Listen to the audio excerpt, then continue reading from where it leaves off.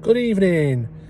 Just while I'm here, smoking me Falcon with St Bruno in, waiting for my daughter to come out of her work, I thought I'd tell a few little stories, band stories. So, before I was in the Dimensions, I've been in a few different bands. One of the bands was called Quasar, and we had a female singer in Quasar, and she was quite pretty, and she ended up running off with me. It was a strange time in my life, to be honest with you.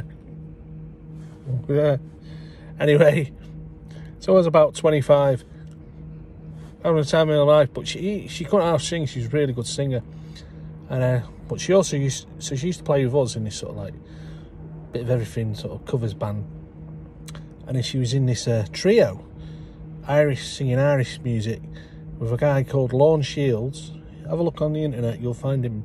He's from South Africa, and he was a really famous singer from South Africa. And then the other guy was called Bruce on violin, but he was actually Ronnie Drew out the Dubliners, singer of the Dubliners. I didn't have a clue who the Dubliners were back then. But anyway, so I'd go on these gigs with her. I'd just, I'd go. And after a couple of gigs,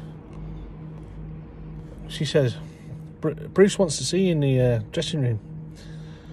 So I went in the dressing room, and Bruce, that was his stage name, but it's Ronnie Drew. He says, oh, Colin, he says, just pick up Lorne's guitar for me, play a few tunes.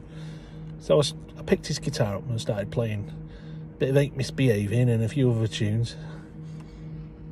He says, you'll do for me. He says, next time you come with Marie, he says, you can get up and play some songs with Marie and me, and Lorne can go to the bar and get a load of beer.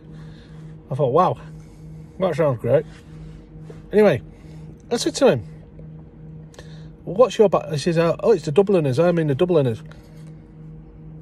I said, right, so you're because he used to play violin in his trio. I says, so you're the violinist of the Dubliners? He says, no. I can play the violin. I'm the singer of the Dubliners. The Dubliners is my band. Oh, bloody hell. Anyway, me at the time, I was probably into progressive rock music and that.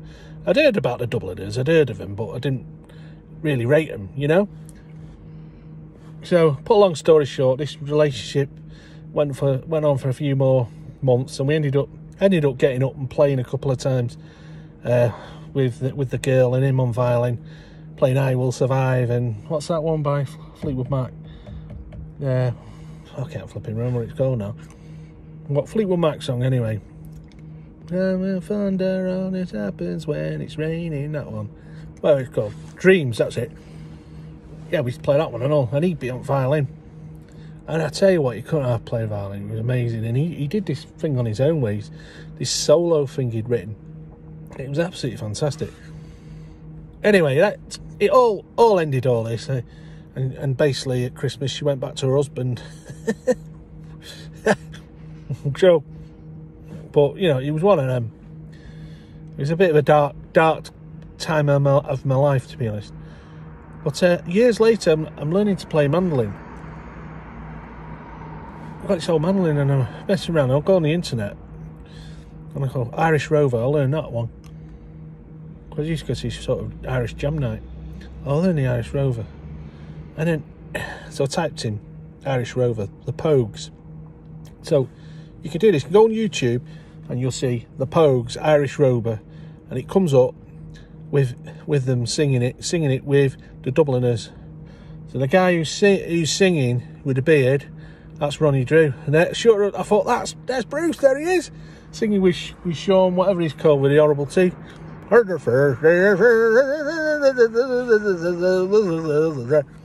Brilliant. Yeah, he passed away of cancer, Ronnie Drew, and when he died, it was on all news and everything. And Bono out of U2 was talking about him, and Elton John, they were all talking about him, saying he was the King of Ireland and all this, and You know, and he made a tribute song to him, Bono and Andrea Corr, out the Corrs. They did his tribute tune and everything. Here's to you, Ronnie Drew, it's called. But, no word of a lie, I didn't really know who he was at the time, but I thought, wow. So there you are, that's sort of my sort of brush with fame. You know, playing with someone like that. But I tell you what, he was such a lovely guy. Especially when he gave me that sort of, give me this audition in his dressing room, and he just watching me play guitar. He says, "You like jazz, you like jazz, don't you?" He said, "I like jazz." Oh, hey, like jazz, you know. But yeah, fond memories. A very strange time in my life. Thought I'd share that with you.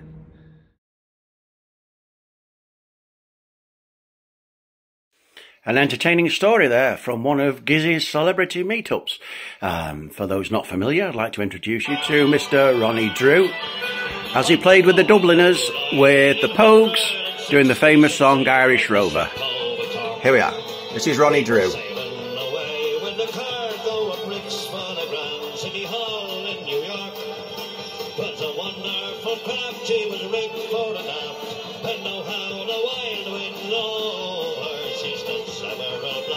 She had 27 masts, and they called her the Irish Rover. Well, 1 million pounds of the best layer rights, we had 2 million pounds of more. We had 3 million pounds of our money. There we are, ladies and gentlemen. Ronnie Drew playing with the Pogues on their rendition of the Irish Rover, featuring Ronnie Drew and, of course, Shane McGowan, who is also known as a campaign poster for the need to brush regularly. Now, being involved with the world of show business, you would imagine that entertainers get to meet other famous personalities, but Giz had a brush with someone with a more nefarious nature.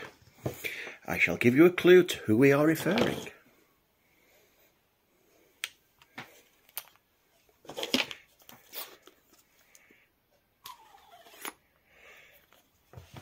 Handing you over to Giz now to tell you this creepy tale. Well, I'll tell you the story then, shall I? So yeah, so me and this girl, we were living in this flat in Simply, and it was around Christmas time. I'm not sure if it was Christmas Eve. Well, she got really, really ill. She got like the flu. It was coming, you know, and you know when you get really bedridden. She was bedridden with it. She was really weak. She said, "You're gonna have to get me a doctor. Find a doctor." She's really suffering, coughing her guts up. So yeah. But I didn't have a mobile phone back then. It was 1996, I think, and so there was a phone box opposite the flat, other side of the road. So whatever there, I got the number for my doctor, rang that, and obviously it was all no one there. And then he said, "Ring this other number." So I rang this other number, and eventually got through to someone. So I explained the situation. I didn't know her doctor, what her doctor was called. She was from Wythenshawe, you see. But anyway, she said, "We'll stay in the phone box and we'll ring you back in 10-15 minutes, and I'll try and get someone who's on call." So sure enough, I stayed in the phone box, and the phone rang, and she said, "Right, we've got your doctor that's going to come. A doctor that's going to come and see you. He's called Dr. Shipman." I said, "You what?" "You what?" She says, "Dr. Shipman." I thought, what, shit? Did she just say shit? Shipman. Harold Shipman, he's called. I said, "Oh, right, Harold." Well, I remember Harold. That was my granddad's name. Right, okay. She'd been there in a couple of hours. So I sat in the flat. I told her, "Oh, you know, doctor's coming." I sat there. Anyway, doorbell went, and sure enough, there he was, at the door. Dead tidy bloke, glasses. He had like a barber jacket on, kind of thing. Very well spoken. So he came into the flat, and then I said, "Oh, she's in there." He says, "Right, just sitting here." So I had to sit there with him, and he asked me loads of questions. I said, "No, I'm not her next of kin. I'm not her husband." Oh right. I said, "No, she's just living with me." She's estranged. I said, "Yeah, she's not getting on with her husband. She's living with me." Because that's how it was. He said, "Well, you can't go in the room, in the bedroom. You're gonna have to stay here." I thought, that's a bit bad, isn't it? So I he's not gonna let me watch what's happening. So I sat there, looking at the clock, and I'm thinking, 5 or 10 minutes, I'm thinking, I've got this feeling. I just got this weird feeling. I thought, something not right about this. I just didn't feel right at all. So I got up and I went to the door. The door frame. I said, "You all right, Marie?" And she went, "Oh, not really." And he was scratching around the other side of the bed, like he was on his knees or something, or down there. I thought, what's he doing? He says, she'll be all right in a few days. He says, "I've just given her a sedative." I says, "A sedative?" He says, yeah. Make you sleep it off. And I thought, that don't sound right. I thought, she's only got the flu, Anyway, so he wrote me this prescription out, and that was it. Off he went really quick. And so I said to Maria, I says, "Are you okay?" And I tell you what, she was spaced out, well spaced out. I feel strange. So I said, "Come on, get up." She looked all right. I said, "Get up." So I got her up out of the bed, and I picked her up, and I was walking around the flat, flipping ages, and throwing water down her, coffee down her. After a couple of hours, she wasn't too bad. She come round. She said, "He injected me." He said, "He injected you?" She said, "Yeah, give me an injection." I said, that was really strange, And I don't know why we didn't question it at the time, but she seemed to get better. And a few days later, I went to work, come back, and she'd gone. All clothes had gone, everything. She left me this Dear John letter. "I've gone to sort my head out." That's what she said. So, and then we had a gig on New Year's Eve, so we decided we'd play the gig. She'd gone back to her husband, you see. But there was a lot of money involved, so we played the gig, and that was the last I saw of her. Anyway, months and months later, I'm at the airport, sat there, and I heard on the radio coming in something about the doctor in eye, this doctor. Oh, what's all that about, And yeah, so get to the I'm sat in the office, and Jeff's got his paper out, and he's seen this about this doctor. It's terrible, isn't it? What's he been up to? Been injecting everybody, killing people off. I said, "You what?" He said, "Look," and he showed me the paper, and I saw a picture of him, and I thought, "I flipping know him. I know him." And then it said, "Harold Shipman," and I couldn't believe it. I thought, hold on a minute, you are joking me. I said, "I know him," and then it all come back to me, being on the phone. "You are Shipman, Harold, Harold Shipman," saying that to the woman on the phone. I just, Jesus Christ. So I just think now, if I'd not gone back in that room, if I'd not suddenly felt a bit weird about it, and if I'd not gone back in that room, he'd have probably jabbed her a couple more times, wouldn't he?